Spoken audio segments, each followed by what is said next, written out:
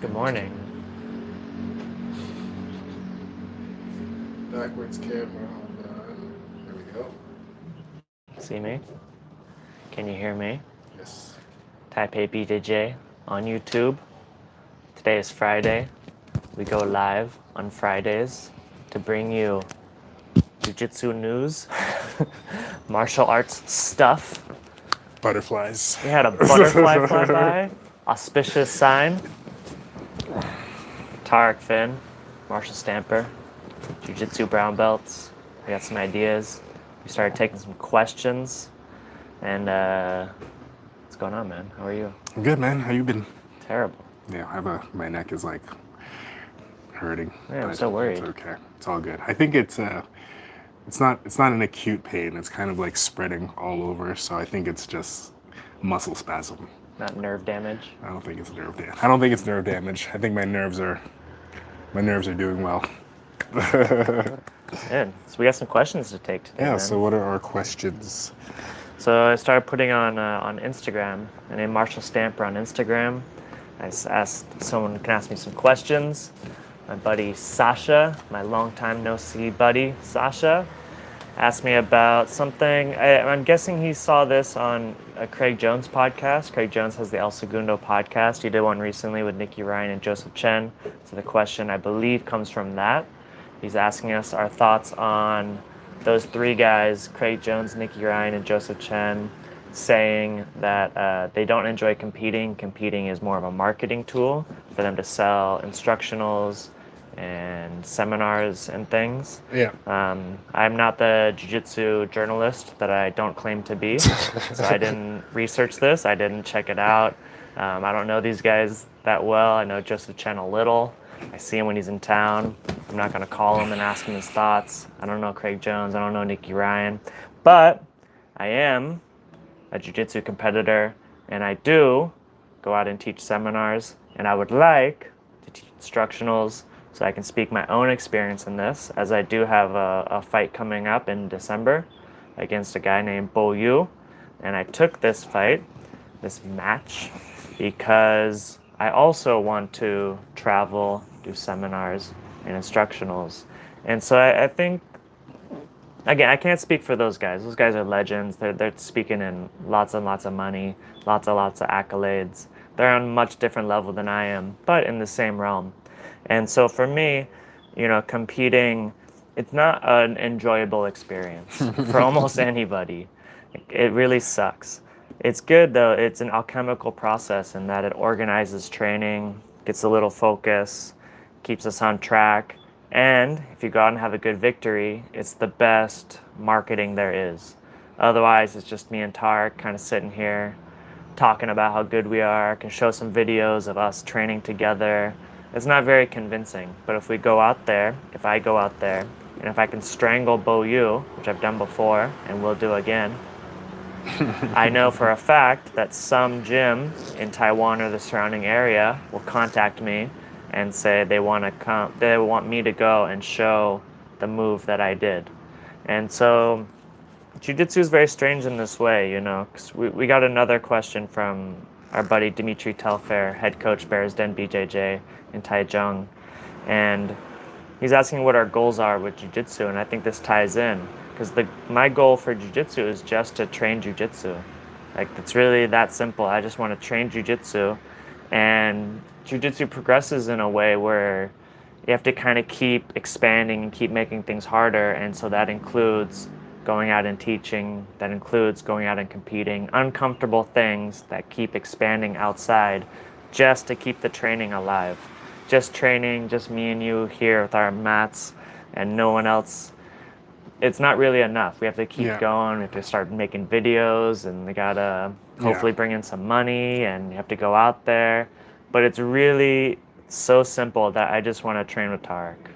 Yeah, so it's like, as far as goals, I don't really have a goal. When I started training in the beginning, my goal was to learn how to defend myself.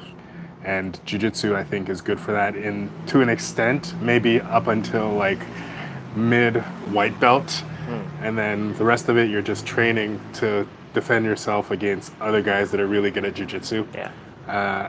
And just the enjoyment of jiu-jitsu. I like it for exercise, and I do have a goal of having a black belt someday. Yep, and you're on the path. I'm on the path. So my goal is just to keep showing up. You know, sometimes I might be injured. Some days are better than others, but just to keep going. Train to train. Just train to train is my goal. I don't know.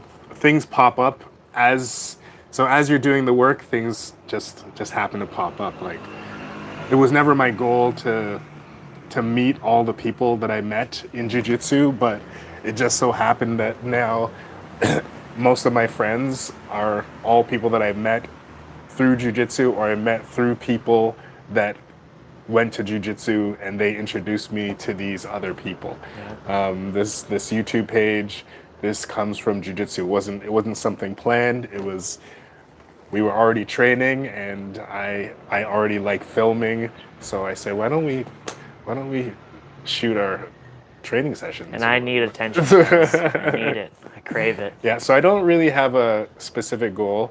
I compete now and then. I mean, I did compete more back in the day as a white belt and a blue belt. I didn't compete as a purple belt. I competed once as a brown belt last January, you summer. want to do it again? I don't really like I mean, I'll be in your division this time. I don't love competing, so I'll think about it. Yeah, nobody likes competing. Who are these people who like competing? I think we can say is competing feels important. Yeah. And I want other people to compete. I don't know if you have to to competitions. So I have to go out there and be the one. I can't tell other people to compete and I don't do it. So I go out there. I'll be the main event. I'll be the card. I'll get the attention. I want money to come in. I want people to applaud. I think some people like competing. Who? Name them. I would guess. I'm going to say this. Coach Dimitri. I would say Dimitri likes competing. Yeah? Maybe he doesn't feel he's not like, yeah, competition. But he's spoken many times about why he thinks men especially need to compete. Men need to enter competition. And I think it is important. It's important. So I think wanting to compete and liking to compete, that's a thin line. Yeah. So you could Not say maybe enjoying, but finding meaning in. Yeah. Yes. So. And how else are you going to market your jiu-jitsu skills? Just go to open mats, kill everybody? Yeah. If you want to be known as a specialist and have people look at you and buy your products, you want to compete and do well in competition, because when you're looking to find out the best guillotine setup, you may or may not look at our video on guillotines. You might want to check out Marcelo Garcia's guillotine. Yeah. He murdered everyone in the BCC. Yeah, exactly. That's a higher level of... Yes, he has a high level, and it's been proven, it's been tested against other high-level competition. So the idea that doing competition to increase your marketability makes complete sense in jiu-jitsu. Yeah, it's the only way. Yeah, I can see it. And as far as liking to compete, I always feel great after a competition, though. Yeah. I always feel great after a competition. Just the fact that I went through it. There's a lot of camaraderie. Win, lose, or draw after the competition, there's a bond between you and your opponent. There's a bond between everybody that actually stepped out onto the mat, and it is a great feeling of accomplishment, regardless of how the competition goes. Yeah.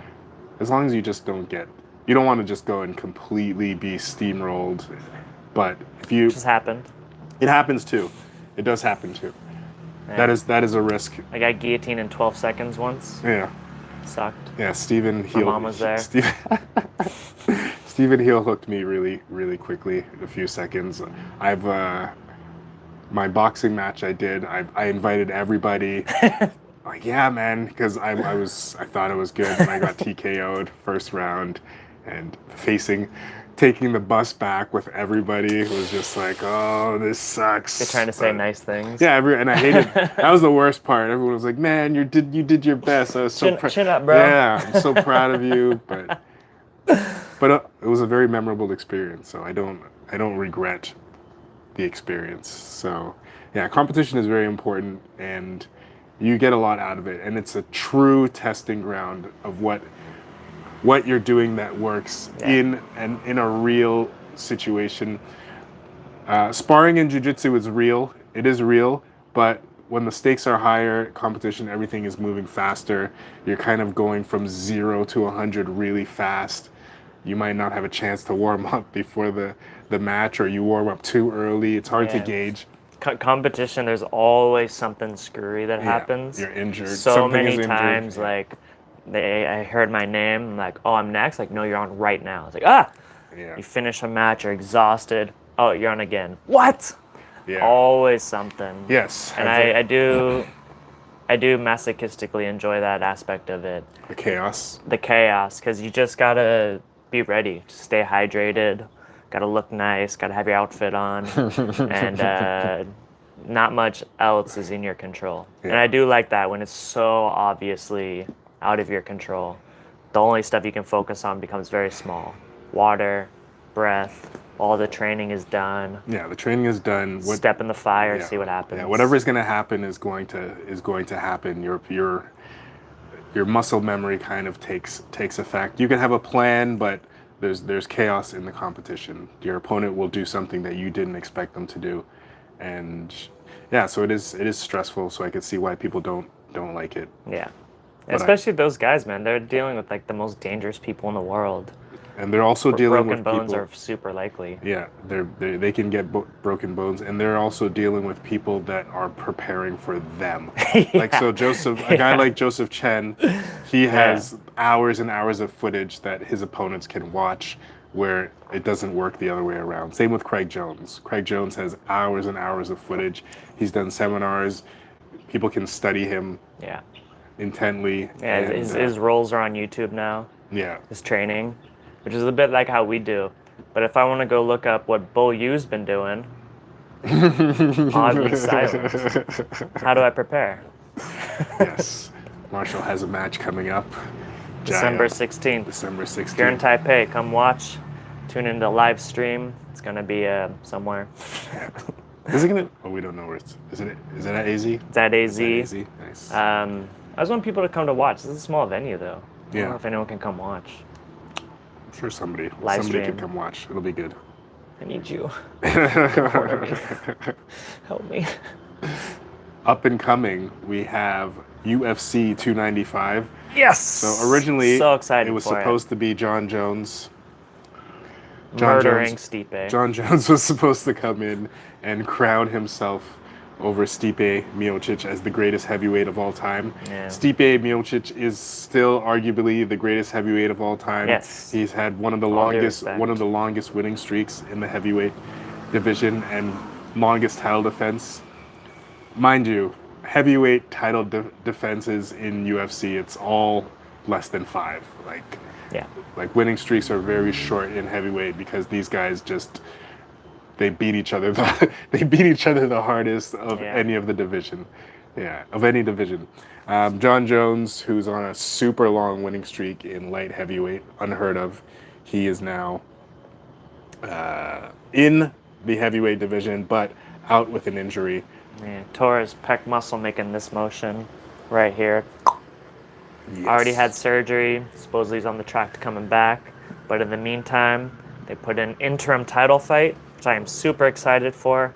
Young Tom Aspinall versus Sergei. You gonna say Sergei his name? Pavlovich. Oh, Pavlovich. Not as hard as I thought. Yeah, Sergei Pavlovich. Both of these guys are on a streak, and they've been both have finished pretty much all their opponents. So both of them are on a streak of finishing their opponents. Tom Aspinall, young up and coming guy. He has his dad in his corner, which is a cool story. Yep. And he's like a really good wrestler, grappler from the UK. Yeah, he's been doing jiu-jitsu his whole life. Yeah. His dad was like an early jiu-jitsu adopter, opened a jiu-jitsu school when Tom was small, started training when he was 6 years old. And he was about 14, went to an MMA school. And this is from the UFC Countdown show, which I really recommend to everybody. This particular one is like one of the best standalone documentaries I've seen. When Tom went to his MMA coach, all he talked about was speed.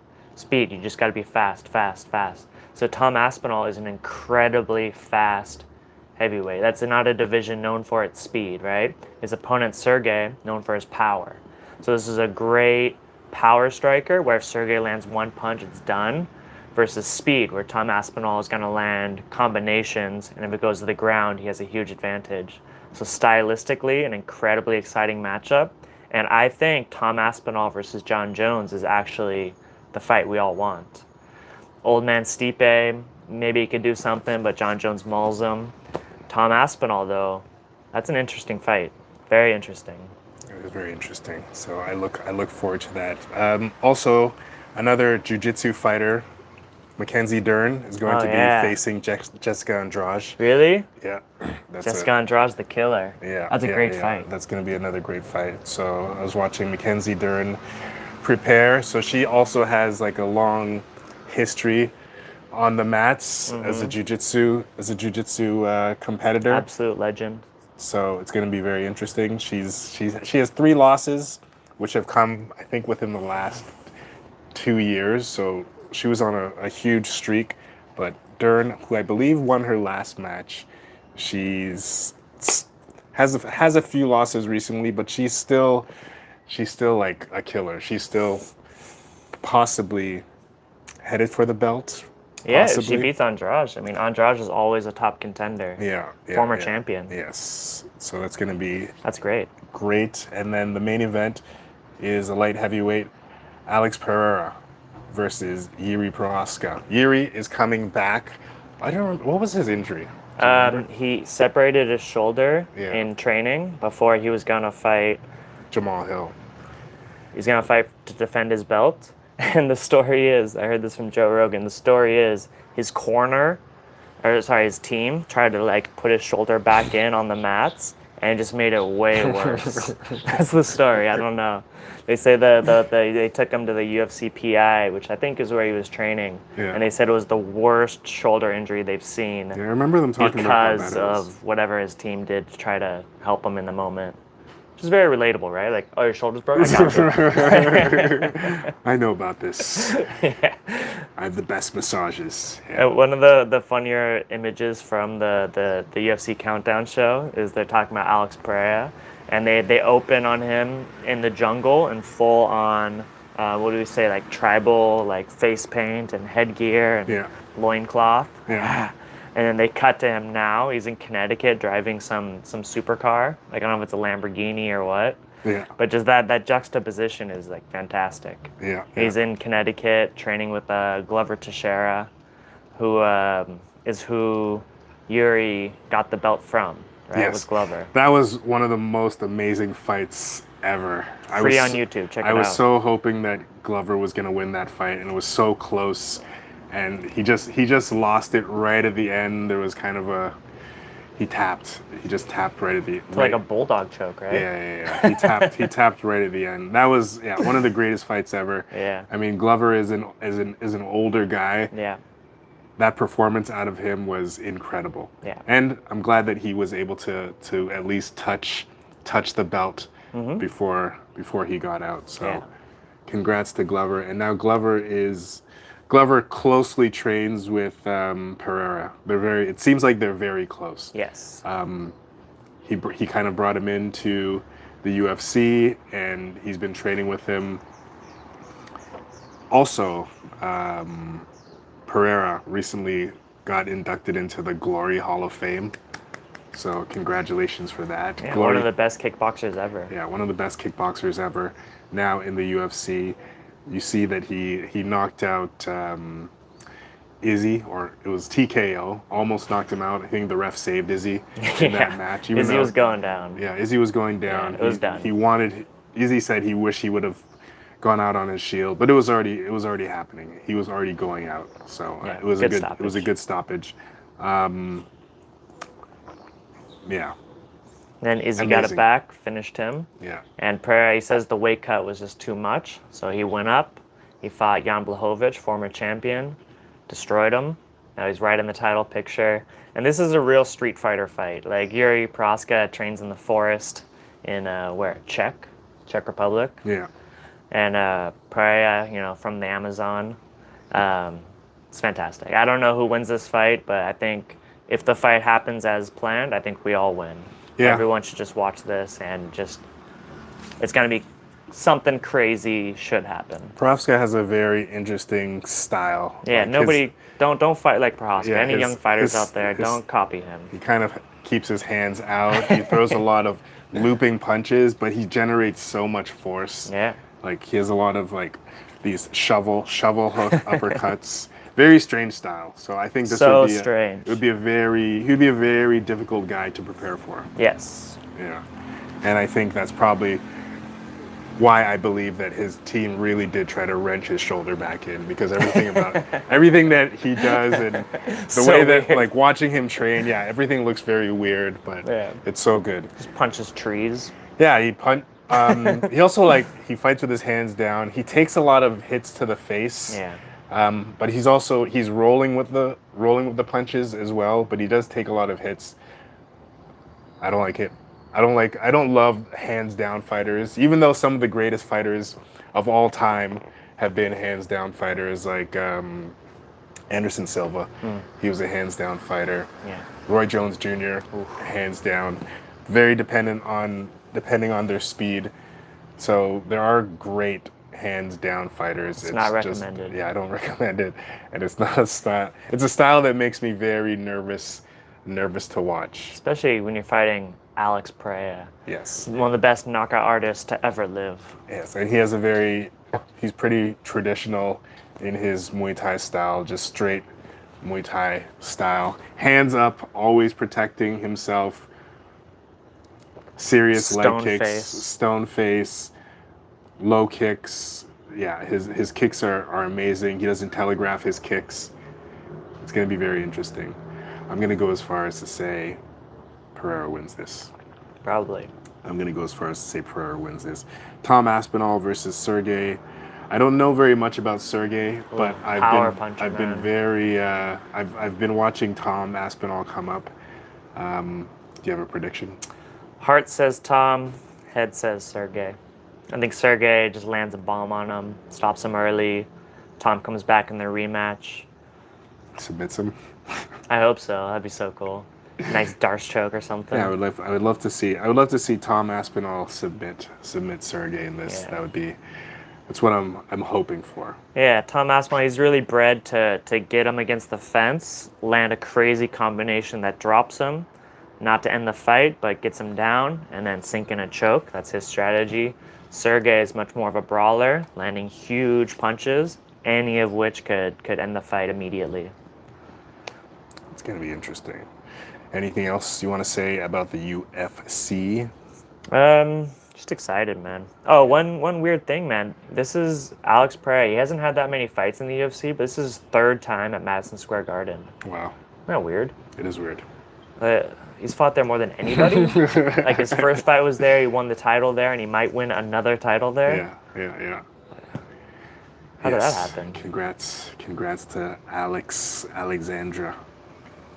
Now, the other day I was speaking to a friend of mine who's not really into MMA and definitely not into grappling, and he asked me about Dillon Danis. Strange question. It's not something that most people will bring up, but it was because of the Dillon Danis and the fiasco with the Logan Paul fight, where he tried to take Logan Paul down after he was getting starched in the boxing. And he asked me if Dillon Danis is really a legit guy, or if he is just a troll, a complete Fair troll. question. Which is a fair question, because he's set up a few fights before, and he's pulled out of quite a few fights. So I don't know what's going on with him. Also, one indication that he is legitimate is Gordon Ryan, who is known as the greatest grappler ever to live. I mean, I don't know if ever to live. We don't have currently active. Yeah, we don't have camera footage of the Roman gladiators. Yeah. Hicks and Gracie might have a word. That's true. Maybe. So it's arguable that he's the greatest ever, but it is pretty well established that he's the best right now, by far. He's been on a winning streak since Number 2, Jozef Chen. 2017. Yes, and what was I saying? Gordon Ryan talks Ryan loves shit to Danis. talk about Dillon Danis, Yeah. which is funny. So it should add to the fact that he is trash, but it doesn't, because if a great like Gordon Ryan needs to constantly talk about Dillon Danis, that should indicate that there is some greatness in him. Yeah. Now, he's fought twice in Bellator, but he hasn't fought for a while. The case is that he may have been dropped from Bellator, but I think he claims that he still has 2 fights left on his Bellator contract. Okay. His fights were 2 and 3 years ago. In both matches, he didn't show great striking, but he ducked under some strikes, double-legged both of his opponents. In one of the matches, he back-mounted his opponent, just strikes from the back the whole time, and then finally finished with a belly-down armbar, which is very rare in the UFC, or it's not the UFC, sorry. Well, MMA. in UFC too.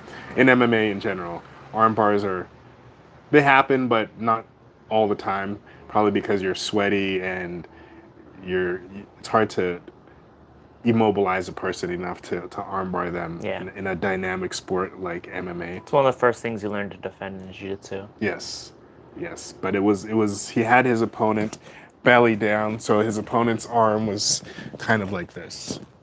So he had no opportunity to roll. It was a beautiful, beautiful finish. And then in the next match that he had, he finishes his opponent with a toe hold. Another thing that is not super common in MMA, but it just goes to show his level of grappling and how it translates to MMA. Excellent. He's an excellent grappler. Yeah, Marcelo Garcia, black belt. Just kind of a controversial dude, you know. He had a match with Gordon Ryan at ADCC, I don't know what year, 2017 maybe? Yeah. And since then, he fell out with Marcelo, got kicked out publicly. Not sure exactly why. The Marcelo thing was, from what I read, was that while he was training with Conor McGregor, I guess getting out in the media in unfavorable ways, and Marcelo decided that he wanted to disassociate from him because Marcelo Garcia wants to keep the clean martial arts image of his school, so he didn't want to be associated with any kind of controversy. But let's look at, in Brazilian Jiu-Jitsu, IBJJF. IBJJF is the biggest governing body in Jiu-Jitsu. There are a few, but IBJJF is the biggest. Now, IBJJF, as a purple belt, 2012, 3rd place, world champ. Like, this is the world championship, so 3rd in the world. And no gi. That's right, no gi. These are all, let me see. Actually, some of these are gi, some of these are no gi. So let's see. We have no gi, purple belt, 3rd place, 2012. Brown belt, medio. Medio is middleweight. I'm going to say medio. Brown belt medio, 2nd place, 2013. Brown belt medio, 1st place, 2014. Brown belt pasado. I don't know what pasado is. That's black belt. Black belt belt, sorry. pasado. Black Pasado belt. might be fish? No. Yeah. Black belt, 1st place, 2016. IBJJF, New York Spring International Open. This is probably a gi tournament. Brown belt, medio in 2015, 2nd place. 2015 again, brown belt, he gets a 1st place. So these are big accomplishments. IBJJF New York Summer International Open. This would be like New York competition. This wouldn't, even though they call it a world competition, it wouldn't be the whole world really. Yeah. Only one of these is the real world. Yes, but New York is still big. So New York Open in 2014, in the gi, he wins 1st place as a brown belt. Boca Raton International Open 2015, black belt. In the gi, he wins 1st place. IBJJF World Jiu-Jitsu Champions, this is the world. This is 2014, as a brown belt, 1st place. Yeah, so he's very good at jiu-jitsu. Kind of a shady character, controversial. Yes. With good skills. And he just has some weird troll ability where he's very relevant without doing much. Yeah. And it's something. Yeah, he's fun. He's kind of funny. He's kind of funny. entertaining. Yeah. Easy to pass on the fact that he's actually really good at fighting. Yeah, because he is kind of he does things in kind of a clownish way. He was associated with Conor McGregor. He was Conor McGregor's jiu-jitsu coach for a few years, leading up to the Khabib fight. And even though Conor did get tapped by Khabib, he did show good grappling. He was able to kind of hold off quite a few of Khabib's takedown attempts, more than others. He actually won a round against Khabib, which nobody else has won a single round against Khabib. So no slouch. We have to give some props to Dillon Danis, even though his behavior is sometimes hilarious, sometimes odd. Yeah, and right now, he's making a push to get to the UFC. Who knows if that happens? Who knows how good he actually is, like in the world level? Yes. I'd like to see it. Yeah, I would love to see it. Curious. If he have him does, fight Kron Gracie in the UFC. that would be amazing. That would be amazing. He does have a history of dropping out of fights. Yeah. So that could be something that would give the UFC pause. I think he's 30 now, which is not bad for MMA. Around 30 is kind of prime time for MMA fighters, depending on how well he's been training or how he's been keeping up with his training, and if his striking has risen to the level that it needs to, which it didn't seem Probably to. not. Yeah. In the Logan Paul fight, it didn't seem like his striking has risen to the level that he would need to fight in the UFC. But as mentioned, he is definitely a legitimate fighter. He's 2-0 in MMA, in Bellator, or in professional MMA, and he's well decorated as a grappler. Yeah. That's all I have to say about that. Nice. We have any live comments? Any live comments? Let's see here. Is anybody watching? Phil just says, What's up, Phil? hell yeah. How to compete in jiu-jitsu. Number 1, look good. As Yeah. you mentioned. Most important.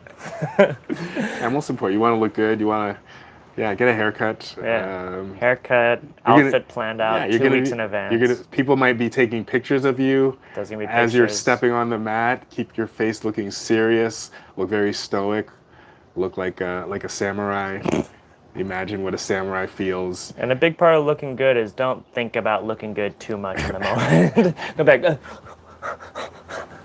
Set it out in advance. Get the haircut. Get the outfit. Yes. And everything else is Plan your good looks ahead of time. yeah. Don't worry about a day of. Can't fix noses day of. Yeah, it's all good. We wanted to show these guys some shoulder crunching. Not really. We're probably not going to roll much today because I'm feeling a little bit ouchy. But we've been working on shoulder crunches, so we could show you a little bit of that. We're working on shoulder crunches. Plug some dates. November 18th, Taipei, we're doing rubber guard. November 26th, Kaohsiung, we're doing seated guard. December 9th, Elan, probably more rubber guard. And December 16th, fighting Boyu. If you're interested in any of these, send us a message. Instagram, Marshall Stamper. Let's train. Cool. Get some tea off the mat.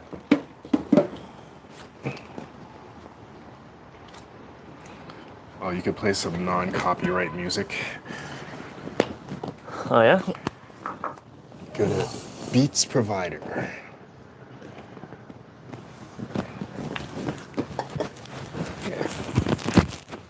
I'll give this to you and grab a speaker.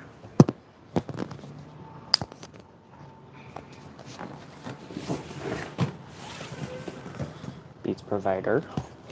Give your microphone.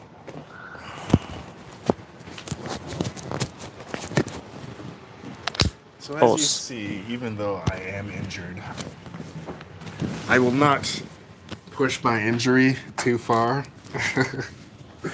Try not to push your injuries too far, and know what is possible. So I know that it is possible for me to do some movement, loosen myself up a bit without really going at it. It's very, very compelling to. It's very, very compelling to roll. It's super compelling.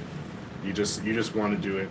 You start to get warmed up. You want to roll. It's one of the most fun parts of jiu-jitsu. But sometimes you just can't, and you have to limit yourself. And don't be hard on yourself. There we go. Oh, I didn't put a playlist.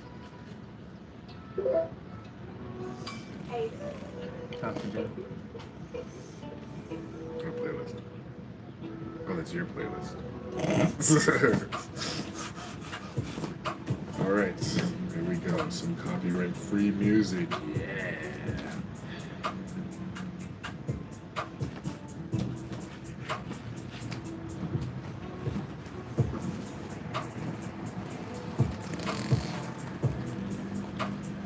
Playlists.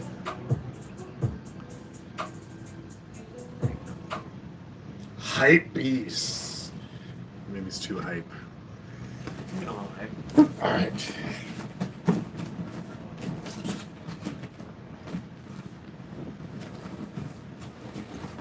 Shoulder crunch. I love his name.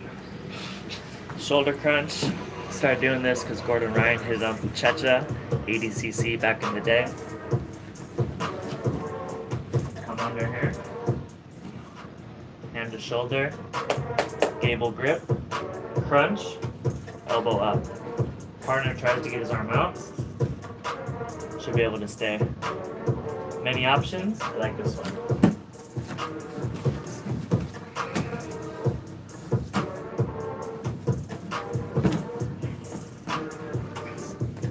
2, 3 and switch.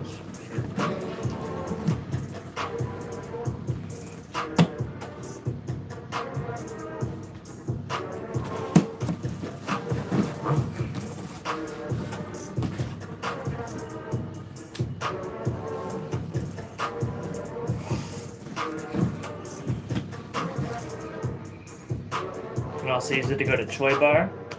Go down, foot on the hip, leg over, arm bar. Do the other side so they can see.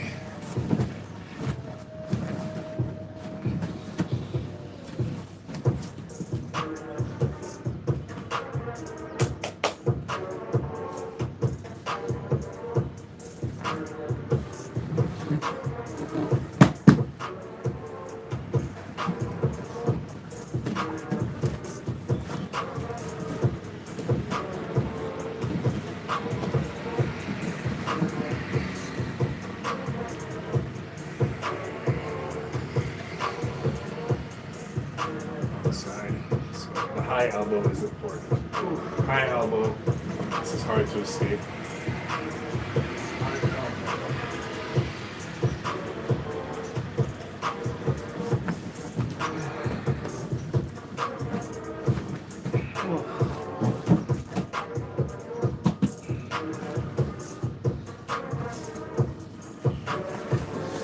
The no flexible rubber guard, man.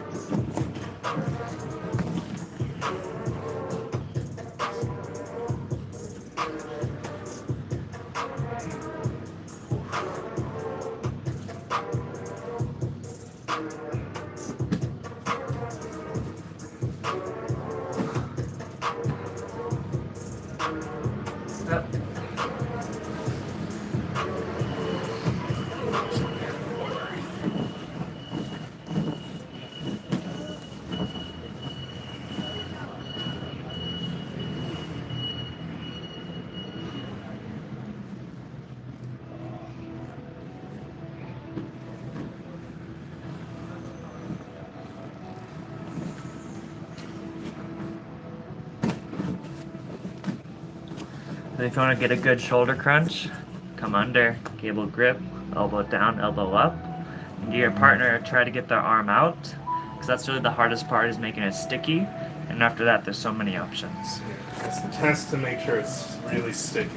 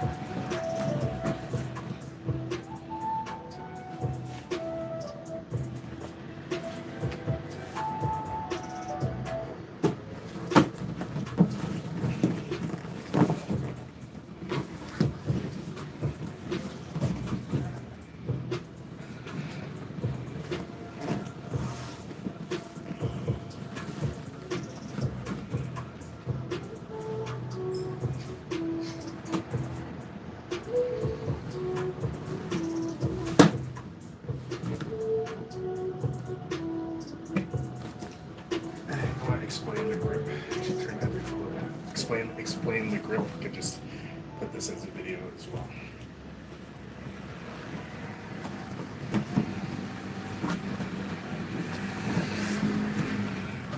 It's okay. Just talk. Shoulder crunch grip. You have to get an underhook. Often that's the hardest part. So it's good practice. Have inside control. Elbow up a little bit to make space. And pummel in a deep, deep underhook. From here, your hands all the way above his shoulder. You can come up, the gable grip. Gable grip is palm to palm, fingers down. From here, we crunch on his shoulder. My left elbow goes down, my right elbow goes up. From here, my partner should try to get his arm out a little bit. Every time you're drilling, partner should try to get his arm out a little bit. Not fighting, but just keep it honest. From here, the classic, so we're in butterfly guard, is lift him with my left foot, right foot planted, flip him over. Straight to mount.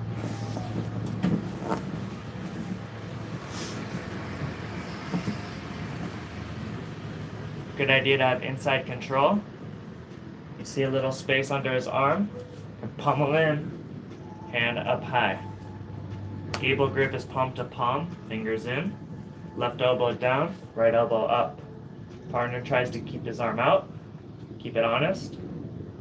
I got my butterflies in. Left butterfly up. Right one to the ground.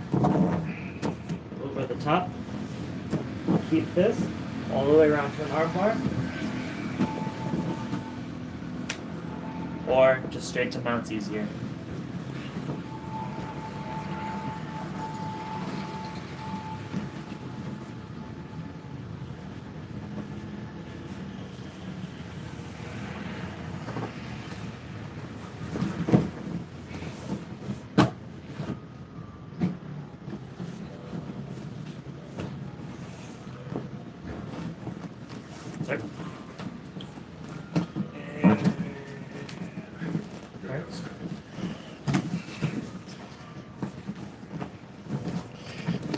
Even though I'm not a super flexible guy, this is a good lead into rubber guard. So if you can get this underhook, it's a good lead into rubber guard. If you cannot get the underhook, then there is a chance of rubber guard. So if I'm going for the underhook and then you go for your underhook, then that sets up the possibility of a rubber guard. So sets up the possibility of rubber guard. If not, though, if I can get under a little bit, gable grip, and this elbow high is everything. This high, because without the elbow high, it's easy for him to pull out. High elbow is everything. So I'm right on the shoulder, and I'm high. So my wrist is pressing on his shoulder, and this elbow is high. It's very difficult for him to get out here. But it also gives me a little bit space where I can get my foot on his hip, which is kind of hard for me to do otherwise. If I fall back, there's a razor armbar here, if you're good at the razor armbar. Tap. And there's this go-go clinch.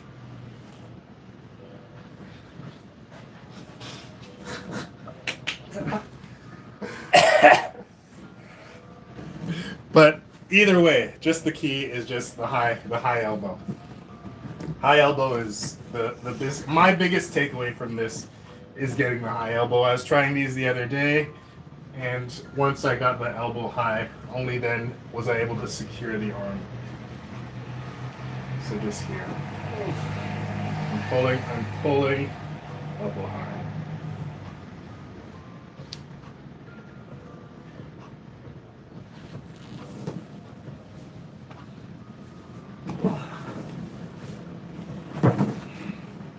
Sit up.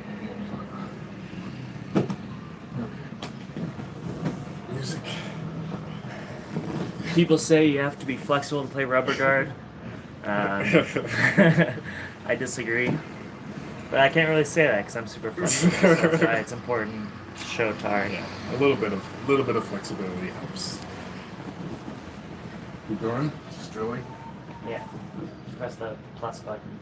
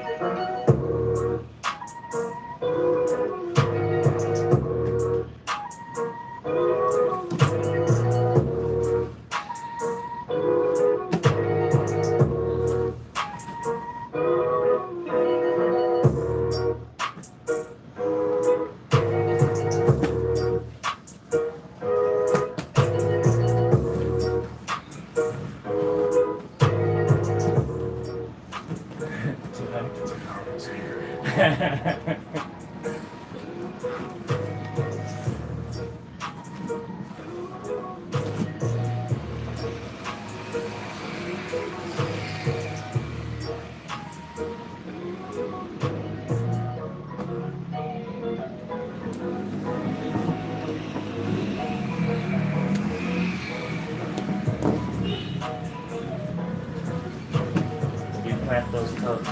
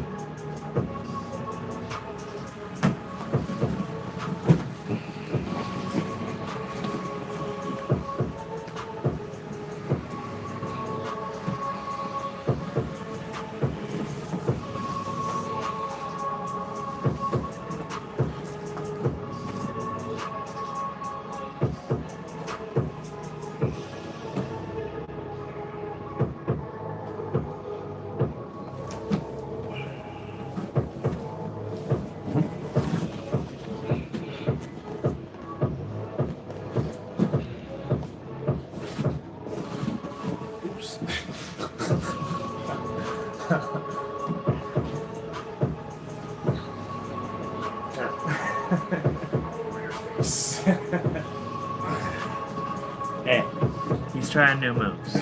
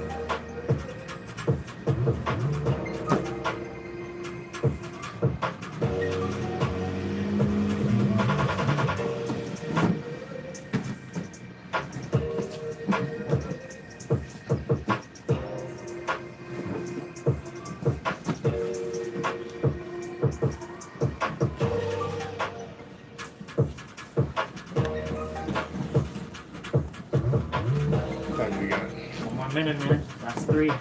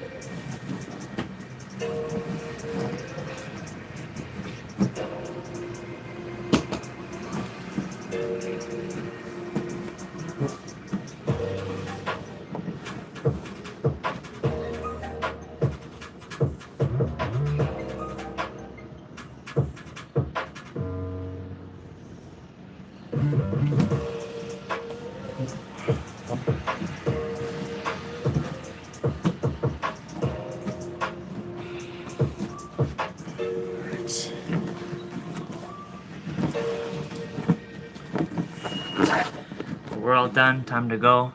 Taipei BJJ, Marshall Stamper, Tarek Finn, Backpack Director. Thanks for watching.